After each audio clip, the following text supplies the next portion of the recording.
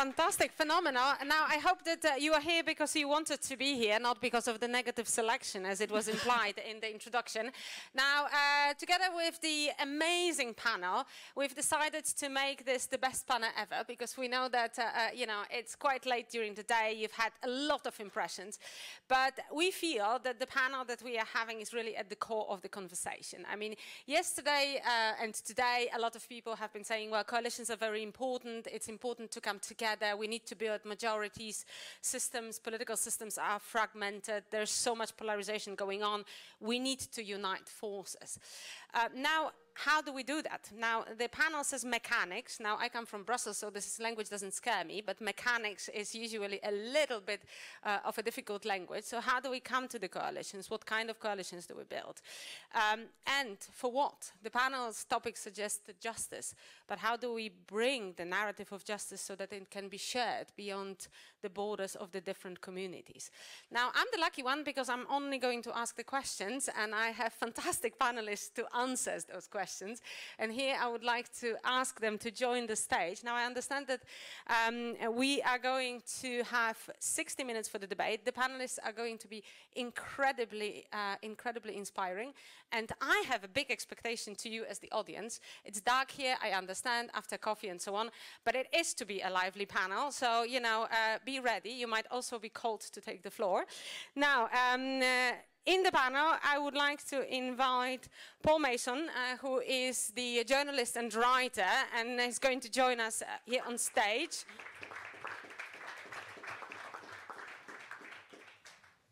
Dan Kolwulasko, I'm Polish, and I still managed to sort of hurt his surname, who is the State Secretary to the Minister of Education in Finland.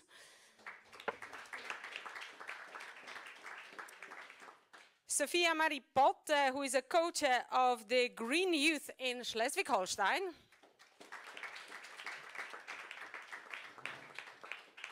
And Jens Timmermann, who is the member of Bundestag from the Green Green Party. Sorry, I already speak alliances, but please join us on stage. It seems I'm in the center of this coalition here. Now, Paul, we've started a little bit before the panel with defining, so how do you build the coalitions, right? What is the purpose? What are the limits?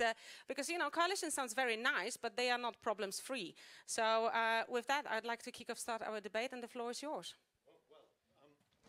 Yes, in the United Kingdom, we do have actually two coalitions. We have a de facto coalition of the Scottish Nationalists and the Scottish Greens in Scotland, running the Scottish government. And in Wales, Labour, my party, is in coalition with the Welsh Nationalists, Plaid Cymru. What can we learn from both of them? Not much, because they're alliances of convenience. And our party politics is not yet really ready for the kind of coalition that Dan, and indeed the coalition here in the Federal Republic of Germany, we're not yet at that stage. But as somebody who's covered European politics now, you know, well, for 20 odd years, I would say, for me, the left's coalition has gone through 3 iterations. The first thing has been the anti-austerity coalition. It created, for example, the Syriza government. It created, I would argue, the PSOE Podemos government. But I think we're very much out of that period. The second period it starts with Trump, and it starts with the reaction to the rise of the radical right. And I think what we did, and certainly in my party, those of us who fought for what we called a progressive alliance in the 2017 election, that is an electoral arrangement between Labour, the Greens, the Liberals, the Socialists, the Scottish Nationalists. What we were trying to do was to construct a coalition of social liberalism, progressivism, because we couldn't really think how we were going to win back that critical group of working class people in small towns with not so great education who flipped to the far right and to nationalism. That's really been politics until really, I think, till the last 18 months. Now I think, and it still is politics for many leftists across the world, now I think we are in a different phase of coalition building, and it is, how do we defend democracy? How do we construct a global alliance of parties to defend democracy, the rule of law, the global system based on rules? And these, each time the project changes, the dynamics of the coalition change. And I think this is what we have to run to catch up with right here, right now. Brilliant, thank you very much indeed. You've already called Dan a little bit to the floor, so I'm going to follow you in this. You've said that, you know, we need to change the way we think because we need to catch up with how the coalitions are being constructed. Now, I think that a lot of people are saying coalitions are a good thing because we defend the political system against those who want to abuse it, who want to take it over and deconstruct it. But sometimes, you know, especially young people say, you create a coalition, we voted for the party A and not for party B, how do you make a difference, right? It's especially for young people, this nuance is very hard to make. Now, how do you do it in Finland?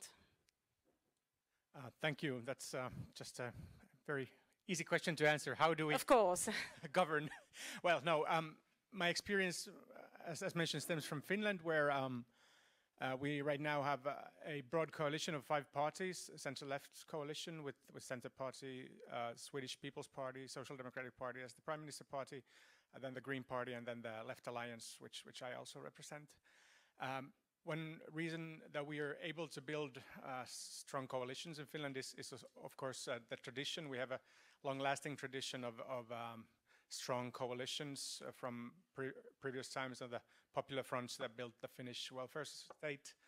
And that tradition to some extent lives on to this day, and all parties have tradition of being in government. For example, in a lot of countries there are left of social democrat parties which have never been in government, and that is an institutional challenge for them, and taking power or carrying responsibility, how do you want to see it, is something that you need to have trust from the electorate, of course, to be able to do.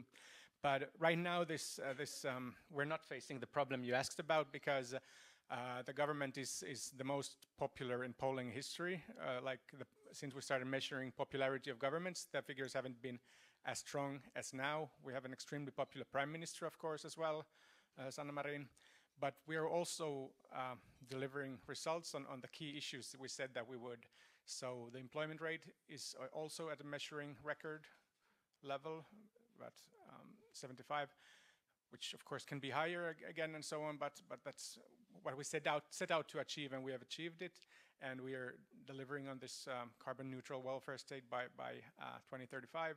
And we've been relatively successful, I've heard, on how to manage COVID and deal with the crisis. And one of the key issues for being able to do this when you have a coalition is not only to agree on certain issues, but you need to agree on what not to agree. And that gives space to each party in formulating the compromises. And we have I would say almost bylaws for a government program is also almost like bylaws for an organization, because they're so detailed, because based on what we agreed to agree upon and what we agreed not to agree upon during the government negotiations, we formed a very specific program, which then has given us something to fall back on when dealing with legislature and having concrete issues to tackle. Of course, there's been many concrete issues during this government term we hope that we would never have to tackle, but that's a different story. I'm sure we can get into that later on. But I want to stress this detailed government program as something opposed to this kind of strategic government program where you only set out certain goals to achieve. And those kind of programs are very difficult when you have a broad coalition, because then you have to take all fights along the way within the government, and that is of course stressful. I mean, we of course have room for a lot of debate and also public debate within government parties, but we still have the very strictly formulated government program on our goals of what we should do and what we plan to do and what we aim to do, and we have been able to deliver on the main points, and that is what keeps people from losing or disillusioning with political parties, which is of course a general trend also, but having set out the targets and achieving them, so you can't achieve all targets, but you still have the room to talk about them as a party when you just stick to what you agree commonly in the government program. Thanks. Fantastic, thank you so much. I think already a very rich sort of introductions have been here. We've been talking about responsibility, the values, the delivery, very important criteria. But we also had compromise, agreement, and so on. For young people, this kind of words, compromise and agreement, especially when you're a little bit radical, and a lot of young people are, yes, I'm going to go to you, Sophia, can sound like precisely what, what Dan said. I mean, this is not about mechanics, but it can sound like mechanics, that the coalition is there sort of because there is no other option, right? So people sometimes disbelieve. How, from your perspective, reading the minds of the young people and leading the young people into different action, how do you think the coalition in Germany especially translates? And I think Dan sort of finished off on a big cliffhanger, the negotiations of coalition agreement, something that Germany is quite famous worldwide about. So it's my pleasure to give the floor to you. Yeah, thank you for being here. I think there are very important points already said. I think that progressive coalitions, for me, the basis should be common view on change. And that's also what young people, I think, is very important for them, because I think a common view on change, like change is necessary, change is good, and we want to change something together. I think that must be a common ground for work, because in Schleswig-Holstein, for example, where I live and where I'm the chef of the Green Youth, there we had the government program discussions last month, and there the problem was that we had not a progressive coalition, but a coalition with the conservatives, and we had not the common ground that we wanted to change something. And I think when we not agree on that the status, like now how it is at the moment, is not the best option that we have, then I think it's very hard to do something about it. And I think that's what young people have as a common ground. It's very difficult to speak for the young people, but I think what unites us is that we really want to have a change in the world. There are different options what we can do, but I think that's really a common ground where we can say young people want to change and that we want to go and want to be progressive. And I think that's what government and what coalitions also should represent and should work on. And I think when there is like a ground that changes something good and also necessary for surviving, then I think they could get some work on. Brilliant. And since we are staying in Germany still, Jens, I apologize once again for my faux pas at the very beginning. It was my mind was so set up on the coalition, how it works. That's how it happened. But we've had really sort of how it works, how to make it work, and so on. But in the briefing, now I'm going to disclose a little bit of a kitchen story here. There was also a question: what happens when it doesn't? What are the difficulties?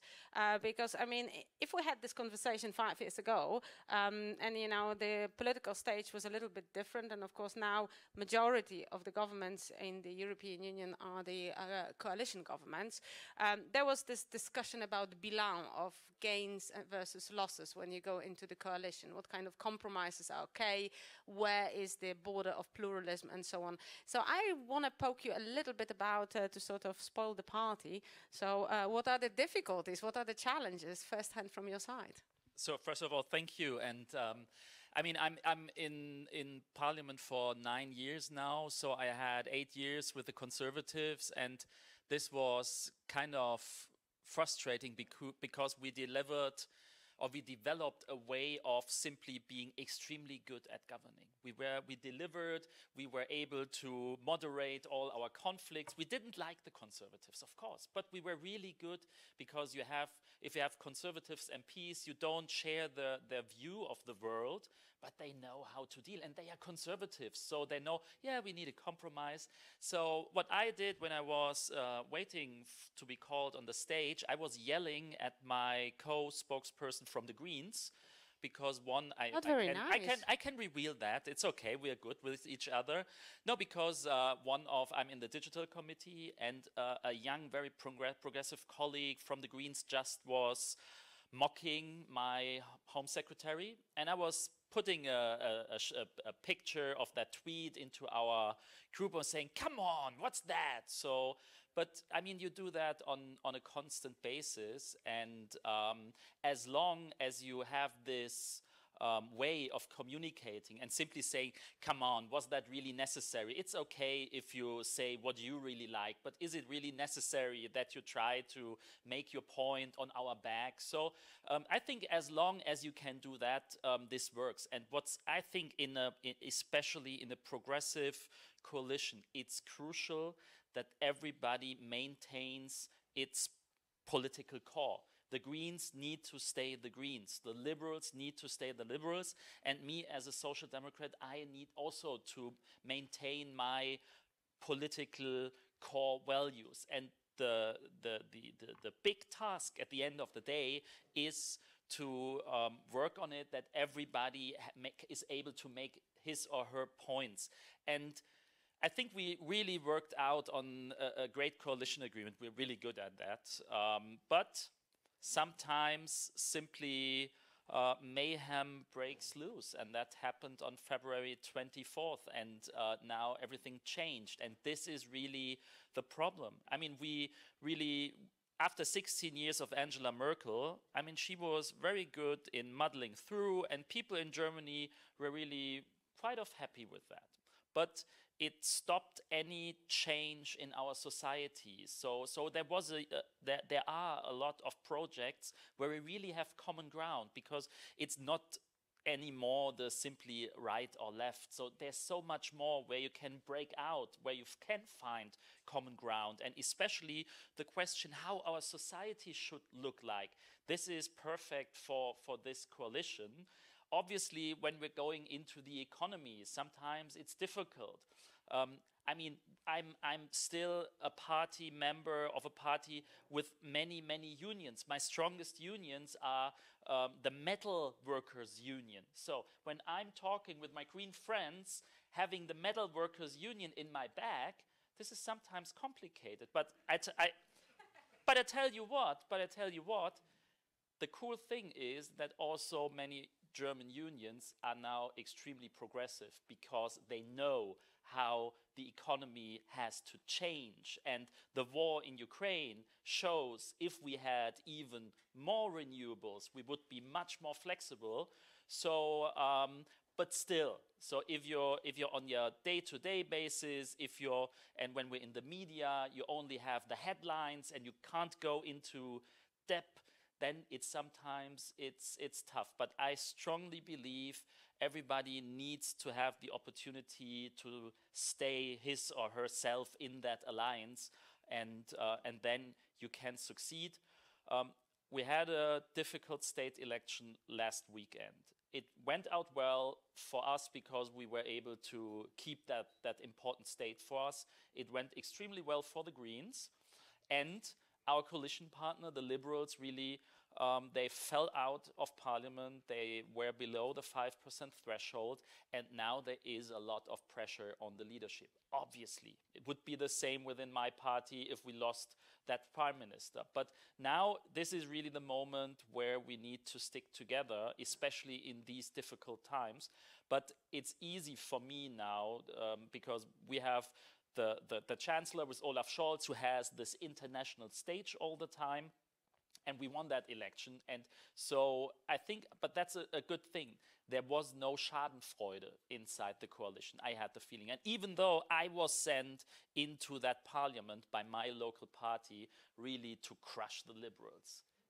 If I remember 10 years ago when I was having my speech at my party conference, this was the time when the Liberals were with the Conservatives in government.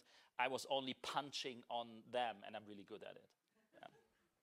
All right. Now that's a cliffhanger as well. Thank you so much. I think it creates a great panorama of the issues that we have. But since you repeated very much the message, you have to be yourself. You have to be yourself because you have to comply with the mandate that was given to you by the voters. You have to act in the interest. It reminded me, I mean, I am a little bit old here, so I have been watching West Wing passionately, and there is a scene in which they say, let Bartlett be Bartlett, and that's my bridge to connect with Brencia Berry, who is the Director of Coalitions and Community Engagement of the Democratic National Committee in the US, joining us online. Welcome, and the floor is yours immediately.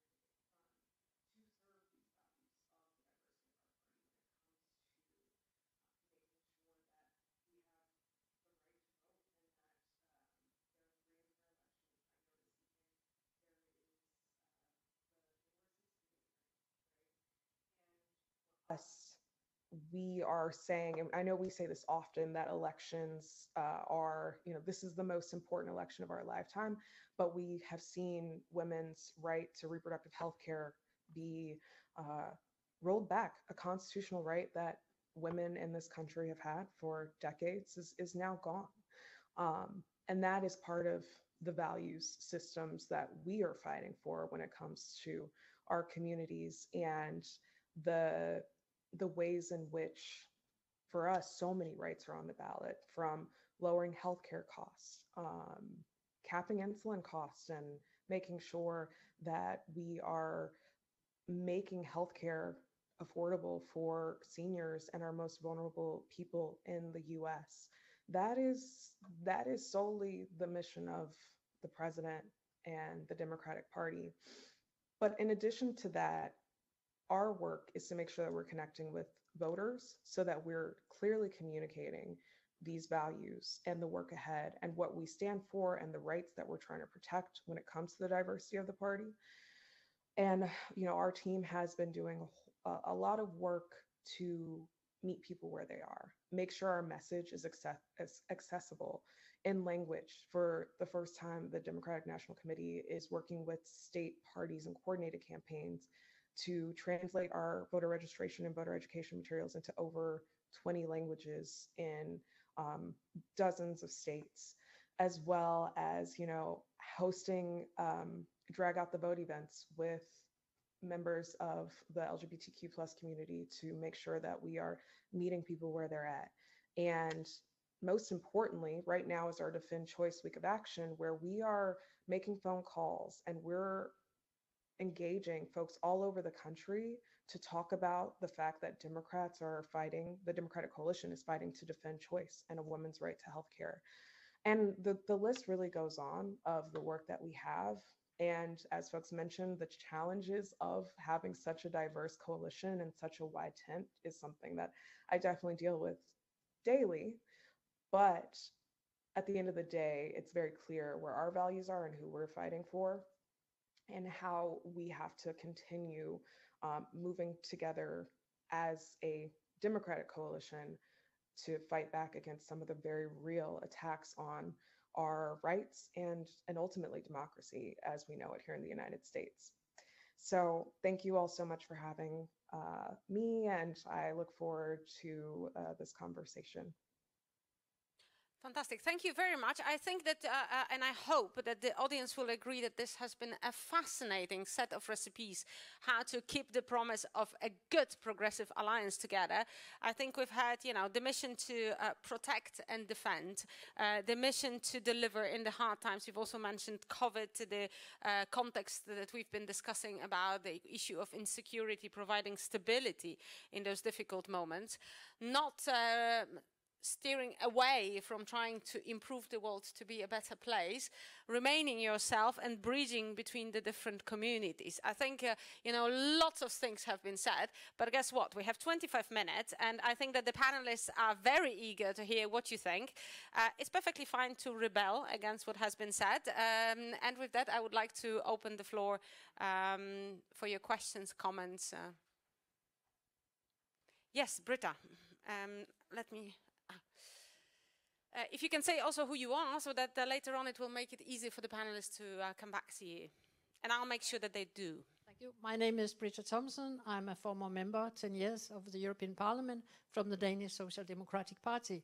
And now I am belonging to the FEPS Scientific Council. I think it's a very, very interesting discussion, because we have many discussions in Europe. Some countries, I think the only way forward is absolute majority. We have traditions in some countries, UK for instance, with strong governments, one party taking it all. I come from Denmark, and we never had a majority government. All government was based on coalition, and 80% of legislation is supported by 80% in the government, in the parliament. So it's more sustainable legislation. But what was interesting when I came to the European Parliament was to be confronted with different political cultures, because some countries, they never cooperate and others do. When I came to the Parliament, I was invited to the Portuguese Christmas party. And there were all the parties, communist, conservative, whatever, that was Portuguese. And the next day I came back in the Parliament, and I talked to my Spanish colleagues, and I said, do you also make Christmas party? Christmas parties with the PP.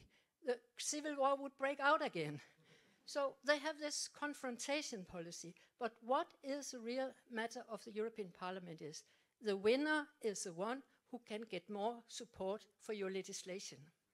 So it's contrary to what conflictuals in the UK, in Spain. So we actually talked about people that came from these very confrontation cultures should go to a kind of re-education process to understand that you need support instead of conflict, and it means that you make results for the people. Thank you.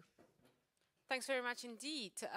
I will take two more at least, and then I'll come back to the panel. Yes.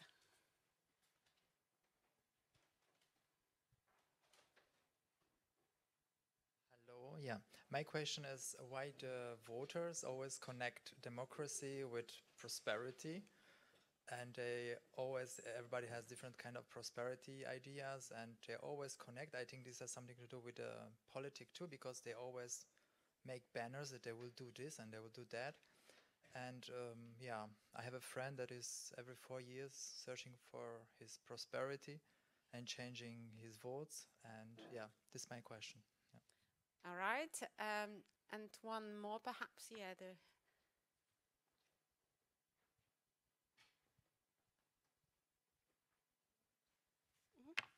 Okay, thank you for your contributions, and my question concerns the limit of the coalition concept. For nowadays we hear very often that all democratic forces should ally in a country to stop the march of the far right, which sounds a very reasonable concept. However, aren't there any limits to this thinking? For instance, should the progressives join in a coalition with the parties that are known for pursuing neoliberal policies in the past that could have also contributed to today's successes of the far right? Thank you. Thanks so much. Lots of questions. Political system, the issue of volatility of the voters, and the where is the end? Where do we draw the ends of the coalition? So I would start in the reverse order. Bercia, would you like to comment? Yeah, so I was just pulling out my notebook to try to jot down notes, because those are some very, very in-depth questions. I will start with the question about the ties to prosperity in every 4 years, because I do feel like that is something that we are even dealing with right now with the midterm elections. Our primary focus is to try to get people out to vote, because most people are focused on every 4 years voting on the presidential candidate as a means to their path forward for prosperity and quality of life. And that's something that we're dealing with right now is how do we, at this point, make the connection with voters about the issues outside of and it's all tied and interconnected to prosperity and the American dream, but focusing on the quality of life for folks when it comes to healthcare, when it comes to our everyday lives, and the iterative process that takes when we do have a big clunky government that we have to continue to try to push forward on. So in my eyes, I do think that I don't know if we'll ever get rid of the ties to prosperity, but our goal is to try to make sure that we make the connection between the everyday lives of, in our case, Americans, but people in general, so that we can connect the issues that they care about on top of, and make those connections when it comes to prosperity. If we lower healthcare costs, if we are able to make sure that women have rights to healthcare, paid leave, all of these aspects that seem fundamental, that is tied directly to prosperity. And then I will pass it to another panelist for the second question there. I think, Jens, this is the ball coming in your direction. I mean, yeah, thank you. And I think if you question yourself, why is it about prosperity? I think you should look to the UK right now, question answered. Because, I mean, really, tax reductions for the rich and cost of living crisis for the majority of the population, this shows the difference. And I'm always saying elections have consequences. And this is what we're seeing there. But I really wanted to come to your question, because I think this is important. And what I noticed in the Bundestag is really after these two grand coalitions in a row, and the conservatives in Germany had an approach towards elections which was called strategic demobilization. So they were really trying to make politics boring.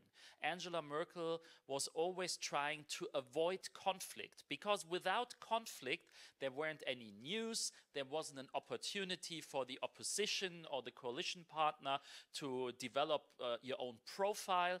And this was really something which was bad for democracy. And right now, even though I really hate the leader of the Conservative Party, Friedrich Merz is really like Mr. Burns from The Simpsons. And yeah, he is. And I don't know, maybe at his children's home, there's even a poster from Mr. Burns. But anyway, I tell you why this is good.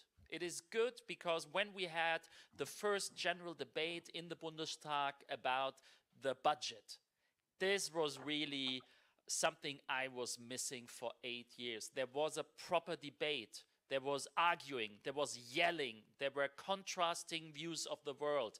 This was great. And this is important because in a political environment where you have really good political debates and even emotional debates. I mean, at least we are Germans, right? And so emotional debates. But the good thing is, as long as you have this, especially between center-right and center-left, then you have a lively democracy. And then, and this is what we realized, there is not too much space for the populists. Because if you have proper alternatives there, and really if the opposition, now the conservatives, are coming up with policy alternatives, even though I don't like them, I think they are wrong, but there are alternatives based on the ground of democracy, and this is a good thing.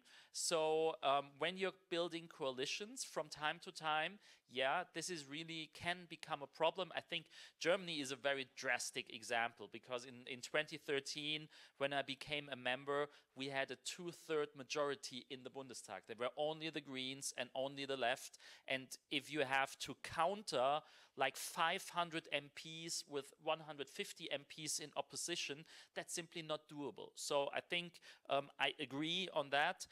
It is difficult if you're in a situation like in Sweden right now. I mean, if you follow your question and my argument, one could come to the conclusion it is the right thing to do a government with the far right.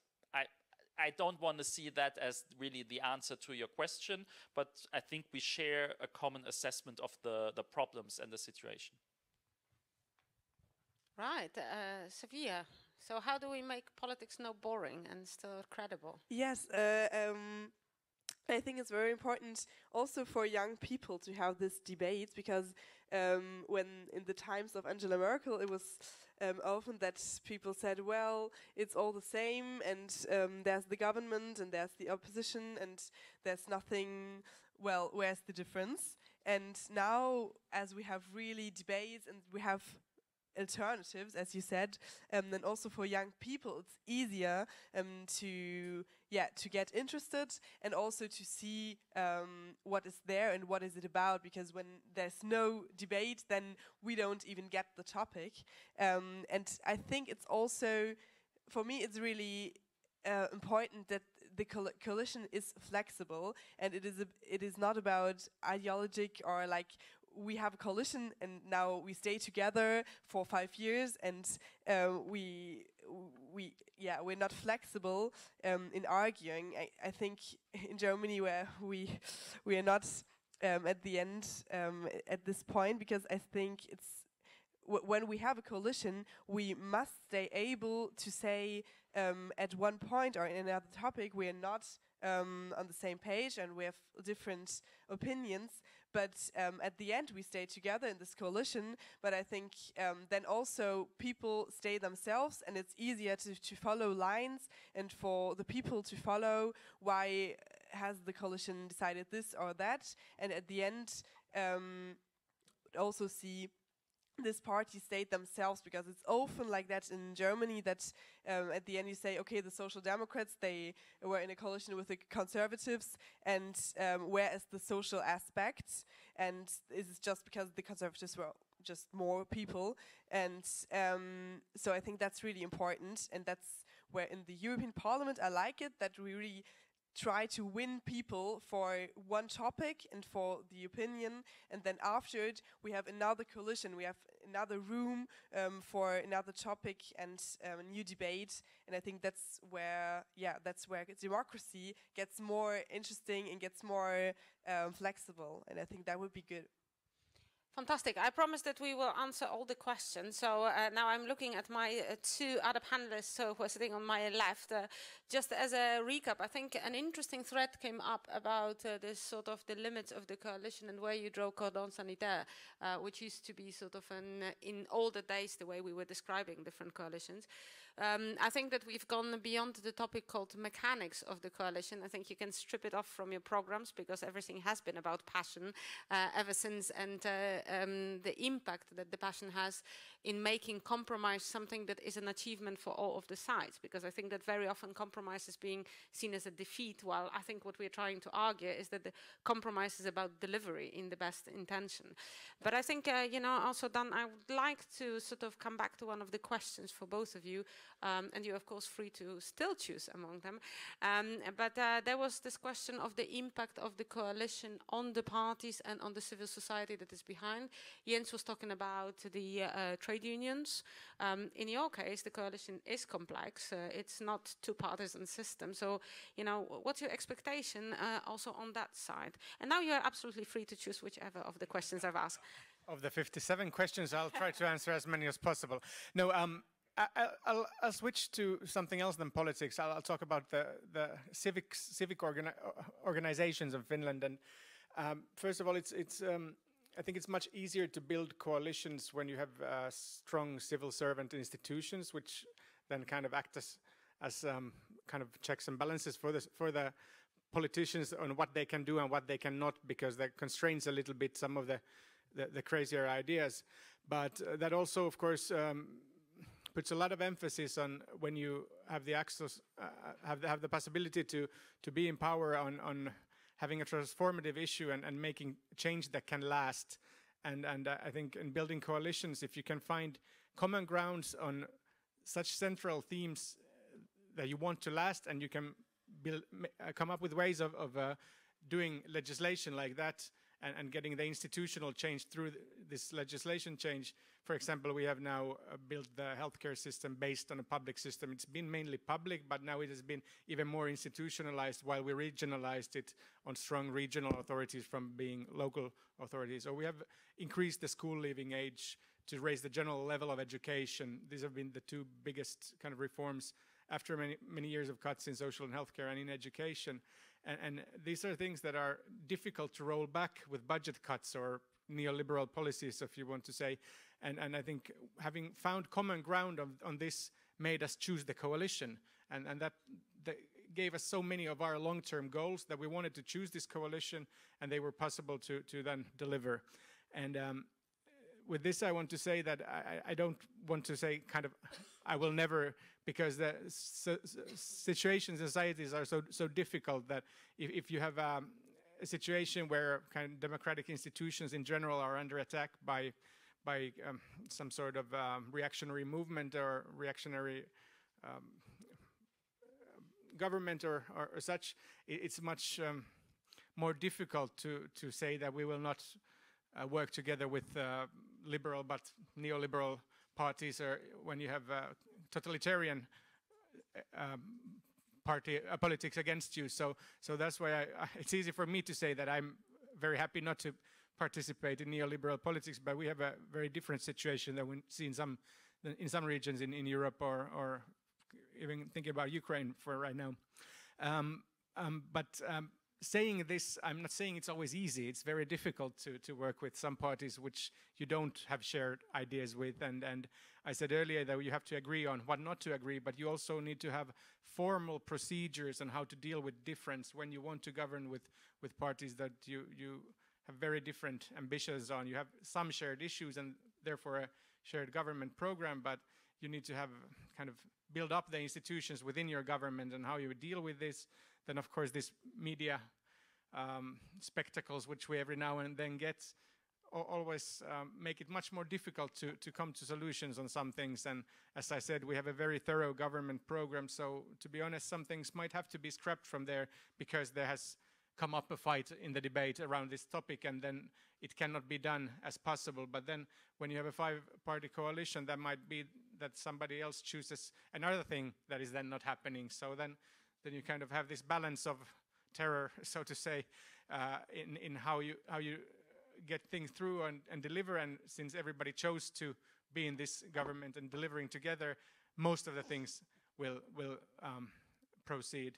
And I think this compromising is what is the most important thing in having these coalition governments, if you want to achieve results in these difficult times. I had something else I wanted to comment, but maybe I'll get back to that.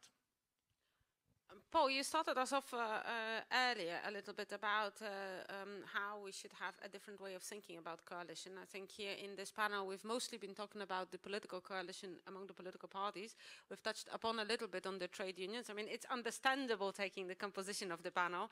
But sort of if I can tease you a little bit further on your initial thought. I think what I'm trying to say is that in a successful coalition, and for me as a historian as well, the most successful left coalition in history was the French Popular Front in 1934-36, governed for about 9 months effectively, but it changed the history. It defeated fascism, I would argue, and opened a huge advance for social justice in the form of the strike wave and the labor legislation. But what was important about it is that at base level, it had local committees in each town, which were a synthesis of the politics, of the grassroots politics, of the communists, the liberals, and the socialists who formed it. And the idea of the Popular Front became a bigger idea than the idea of the parties themselves. And it produced Picasso's Guernica and Jean Renoir's films. And it produced a cultural moment that was bigger than anything political. This is what I would be aiming at if in Britain, for example, we have to govern in coalition when we defeat the Conservatives. I want to say one thing as someone who's historically been identified with the European left, albeit the wing that Dan represents. I do think, and this is what I've written in my article in the pamphlet for this book, that since the 24th of February, the refusal to learn by a section of the far left about what the world is really like means for me, and it's a very painful thing to say, I don't want to be in a coalition with any leftist who is apologizing for Putin. I think it's so existential that why, not even if they're tiny, what are they doing constantly, and I feel this personally, constantly throwing shade on those who will not agree with them. And it pollutes the atmosphere. Now, that's a difficult thing to say, but I think if we're going to go forward, we have to recognize that. We are not all in it together when someone is basically echoing the disinformation and lies of a fascist regime. Now, where does that leave us in terms of your question, madam, about the neoliberals? I think it implicitly means if we are defending, if we are defending a democracy and the rule of law on an international basis, and we are defending a country of 40 million people who have been designated as non-existent by the colonial power that's trying to occupy them, then yes, even though I stood in Greece while Wim Dijsselbloem, basically I think trod on Greek democracy, I will make an alliance with the PVDA and indeed any Dutch Liberal Party that wants to. And here's the one reason why. I'm a member of the Labour Party, and under Tony Blair, we invaded Iraq and we pursued extreme neoliberal policies in a social democratic way for 13 years. My own party was part of neoliberalism. The basis of going forward, and I think we have the opportunity here, is that for reasons that they can't control, many of the as it were, the centre-right, the former neoliberal centre-right, and even the neoliberal centre, now have to accept that a radical transition to decarbonised economy alongside a radical redistribution of wealth is the only way of defending this democratic system that we have, because we need to wean ourselves off Russian energy, and we have to make our societies democratically resilient. And when you go into a small town like where I come from, and I'm sure Brendan will say this about all these target towns in the USA, in the Midwest, the one thing they're still recovering from is neoliberalism, the absolute devastation of industry and indeed society. So we can pull a new generation of politicians from the centre towards this common project, even though they are still conservatives. That's a weird thing to say, but remember, in the Second World War, my party was in coalition with one of the most right-wing conservatives ever to rule Britain, which was Winston Churchill. The room went absolutely still. I think that was it. Now we have a comfort of still opening for extra comments, and yes, please. I have to say to the right side of the audience that the left side is incredibly active, and I'm just saying. Dirk Leuven, University of Constance. I'd like Paul to elaborate a little bit on how to win back the disillusioned parts of the electorate. And the title of this panel is also on justice. And I wonder, you were, or you still are, in the opposition, Paul, with Labour. So we've heard a lot about delivering. So you can deliver policies, but in the opposition, you cannot deliver policies. So what's your recipe? Does justice play a role? A justice discourse, a narrative that's bringing people back in? Thank you. And now I saw two hands in the back of the room.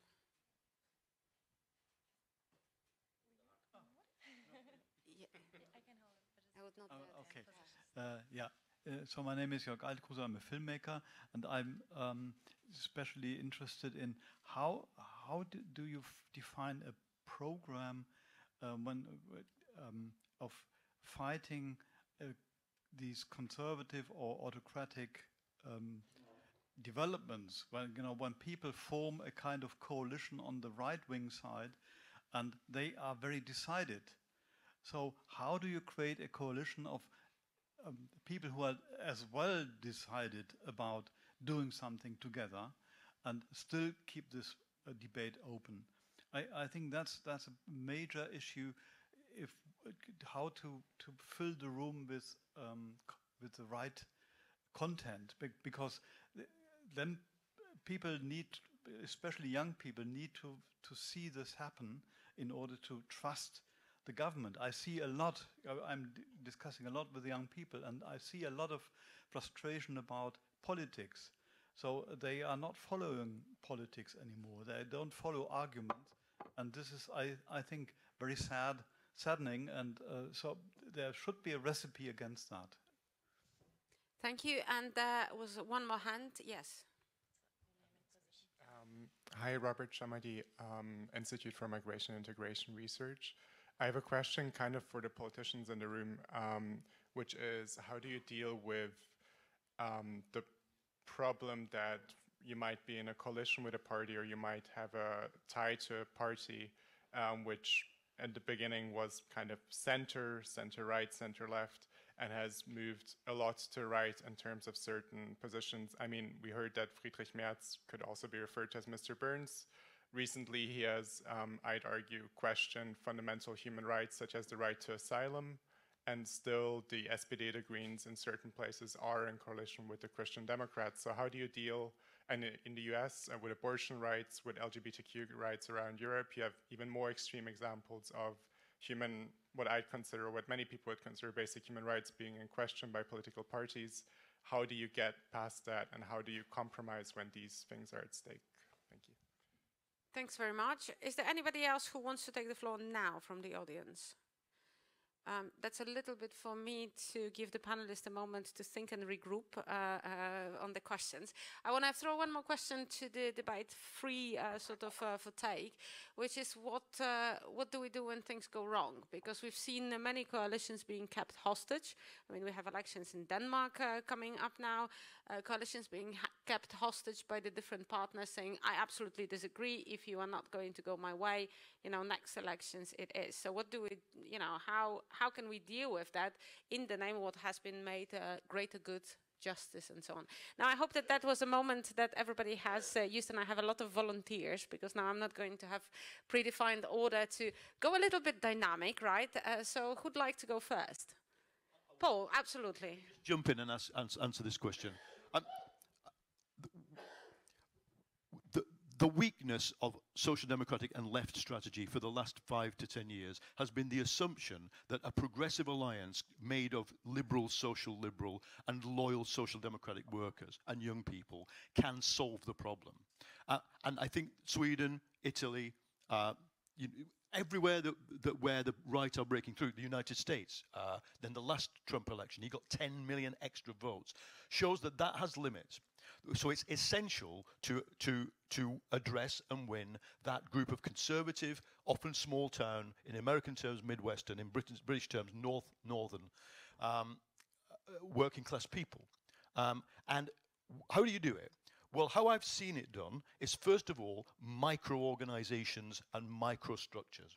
In the town I come from, which was 100 years a Labour stronghold, flipped to the Conservatives, and would have had a strong fascist vote, to be honest, if the fascists had stood over Brexit. The defeated Labour candidate was a young woman who couldn't really go on the streets in parts of that campaign because we had an MP murdered by the far right. Okay, so she was having to limit her appearances. What did she do? She went to a derelict factory, which was in the process of being turned into a community centre and a place for small businesses and social groups, and she works there. And through that, what do you get? You get social capital. You get bridging social capital. At the same time, what have we done nationally? We have said, we have translated the Green New Deal, which you kind of love, we are more or less committed to, 250 billion pounds worth of green investment over 10 years is our program.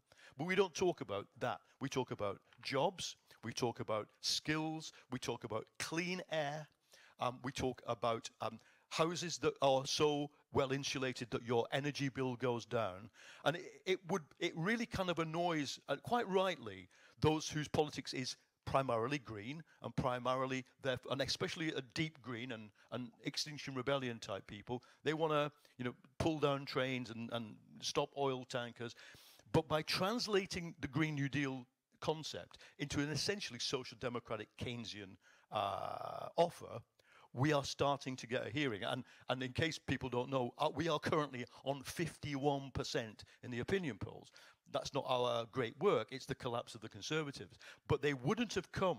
That 51% includes at least 7 percentage points of straight Conservative Labour switchers who have to be working class people because that's the only people we lost. Dan, you wanted to take the floor as well. Oh, thank you. A lot of times when you hear this kind of populist mobilization, it's about that all politicians are the same or such, and well, we know that's of course not true. And then, or at the same time, as kind of one of the reasons for not participating might be that the lack of belief that you can change things by politics. And these are of course a little bit then contradictory when kind of mobilizing politically on these agendas. And at least that's what happens in my country and the countries I've been following more closely. And I think we all see how much of a change you can do by politics. We had an example just now from the UK and how you can completely wreck everything overnight, basically. And if it wasn't going bad already, so it's about building trust, basically, and this, I've said it so many times, it's about delivering on the promises your party makes. You have to be very clear on holding on to the promises you as a party make, and then if you enter government, the promises you as a government make. And this, it also means picking your battles, because we all have our kind of red lines and such, but if you want to be part of a coalition that can rule, then you have to kind of leave out the things that you cannot change because the general opinion is so much against that. And for example, many left-leaning parties, left of the Social Democrats, there has been security policy, and that has completely marginalized some left parties. And for us, example, I can't say it was the easiest thing in Finland to be in government going into NATO now for Finland, but 188 MPs voted in favor of it, and the majority of my party voted in favor of it, and it was just like not something that was, well, people changed their opinion on this, obviously, after 24th of February, but then for some people who didn't, some people also decided that even though I don't think this is the right thing to do, I shouldn't cling on to this ideologically because there's nothing to win from it and it will happen anyway. And this is the compromise you also kind of make with yourself sometimes if you want to be part of a coalition that try to put your emphasis on the change that can be achieved and not on something where you cannot. And this is in any social or political mobilization, is not only what you want to achieve, the goals where you build the common strategy, the carbon neutral welfare state, or what it might be, a goal that can be generally accepted and get a majority, but then also leave out the things that you don't see as plausible in winning in the short term even though that might be your opinion on something. I think this is kind of a strategic approach to policy you should choose if you want to be part of a coalition that can make change. I think this is an absolutely exciting sort of picture that you depict, because we hear a lot about integrity when you come into the coalition, but we also hear about the pragmatism. Sort of, you get into the coalition, you know what you're deciding on, right? You have to keep an eye on what's important, what constitutes this justice that coalition has to deliver. Now, I'm looking at the ends. Of course, yes. Of course. No, but I really liked what you were saying about delivering, and I want to make a slightly different approach, because we were delivering for 8 years. We introduced the minimum wage in Germany. We delivered. We delivered ourselves to death, and we always thought at the next election, we simply need to explain it better, because the people didn't realize what good things we are delivering. Actually, I think we really delivered some cool stuff. And then we realized, okay, it's also about attitude, and it's also about the big picture. And what, even though Olaf Scholz, he's not Barack Obama, who really electrified the stage. He's the opposite. But the attitude he brought into the debate for the Social Democrats was really back to the roots. Respect. His topic was respect. So the thing is that we were communicating to our core votership that we know about their everyday's problem. And I think this is the crucial aspect. You need, in the US, you need Bernie Sanders, you need AOC. But at the end of the day, the question is, would they be able to deliver a victory in these crucial battleground states we are talking now? Maybe and this is also about coalition building. You need, in a good social democratic party, from my perspective, you have different sides of the spectrum who not are fighting against each other, like we saw within the Labour Party, and we also had that after the social reforms, after our Blair time, after our Schröder time. I mean, this week, we are delivering a new legislation which gets rid of the social welfare reforms from that age. So it took us 20 years. So, but if you want to have each progressive party, if you want to succeed, you need somebody who is attracting to the urban elite, let's say. But at the end of the day, I'm coming from a very rural constituency.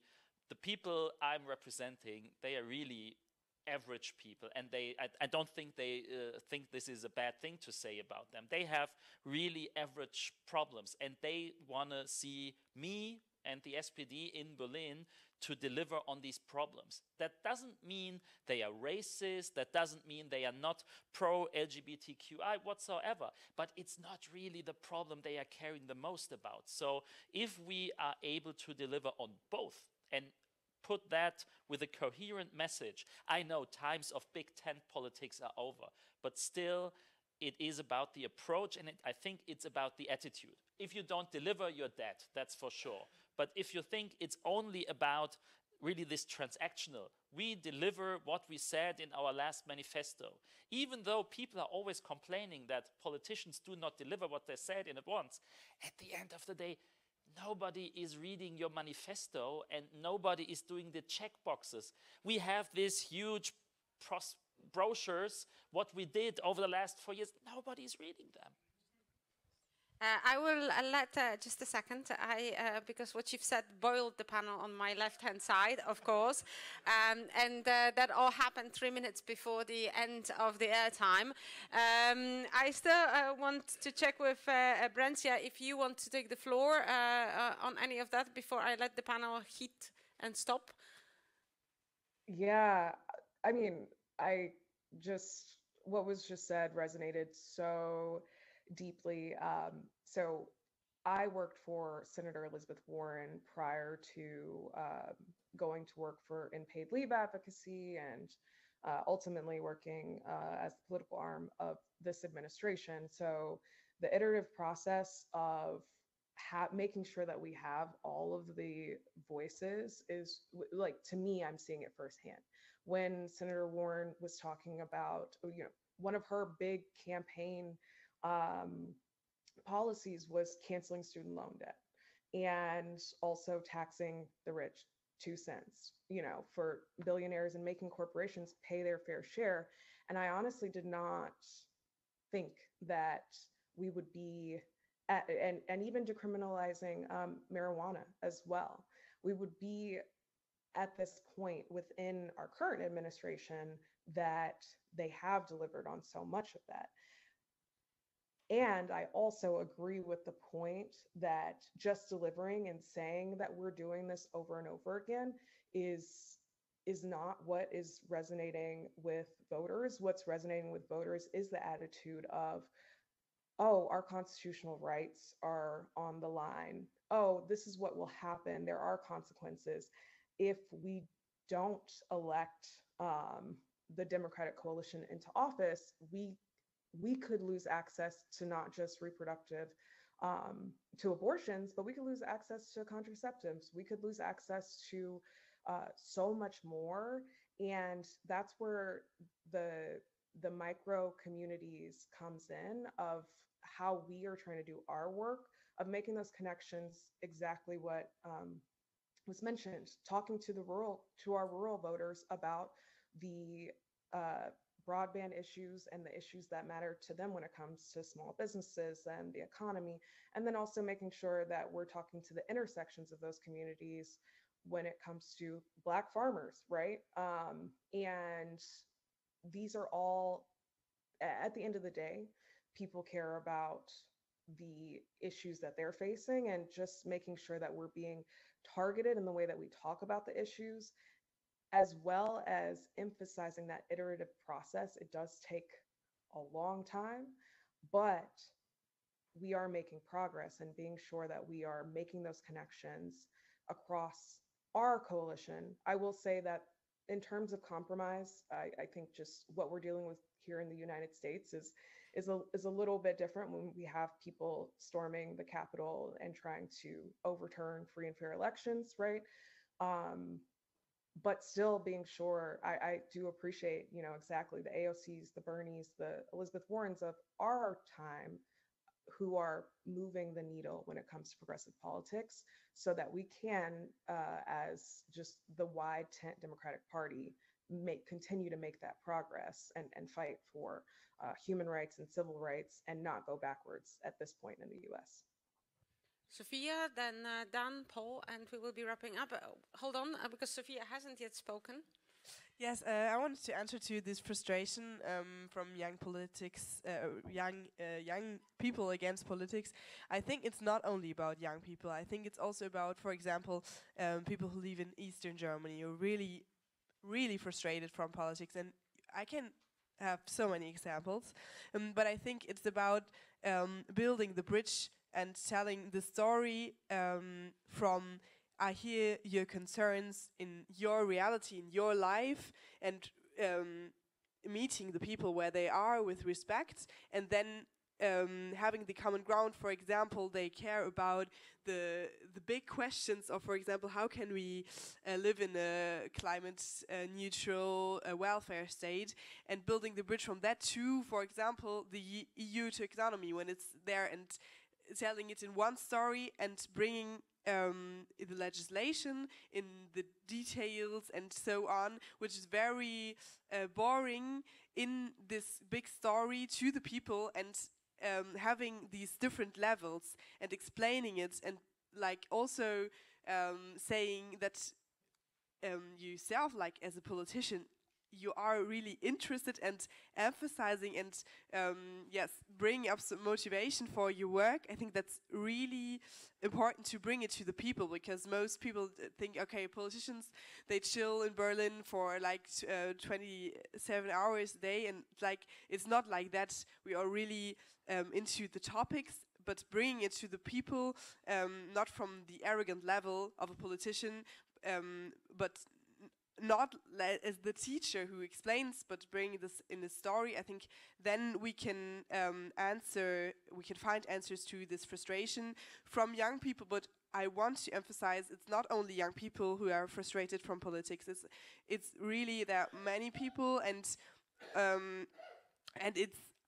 understand it because in the last years, where conservatives in Germany were in the government, the politics were so far away from the realities of the people. There were no link and no bridge between politicians and the people, and I think that's where we should bring it. And I think it's there also in many other countries like that. And I think maybe it's a way to communicate and also being honest to the people and saying, I'm really frustrated from this and that point.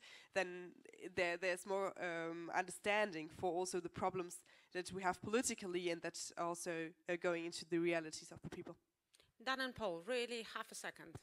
Yes, sorry to disappoint you. I wasn't boiling. I wanted to fully agree with Jens on that people will not tick in the boxes and measure this and have you delivered or not. But I argue that delivering results builds trust, and it's a long-term process, and you can only use it once. And well, you referred to Obama here, but so then it's about, do you have the trust that they can deliver change? Thanks. Thanks very much indeed. I think you will agree with me that that has been an absolutely amazing panel. And I think that what we kicked off start with was the mechanics of coalitions. But what we ended up is actually a fundamentally important debate about how to improve quality of our participatory and representative democracy. And I take away so much from this discussion because I think we've spoken about the issue of integrity. We've spoken about the issue of being pragmatic, but being yourself in the coalition. I think we've spoken about the bridges that the coalitions are supposed to make, but we also have spoken about politics with a lot of passion, and taking into account that it's 5:45 and we are all sitting in the dark room. That's only proof that progressives have the passion, have endurance, have what it takes. Thank you so much for being with us. Thank you for the speakers.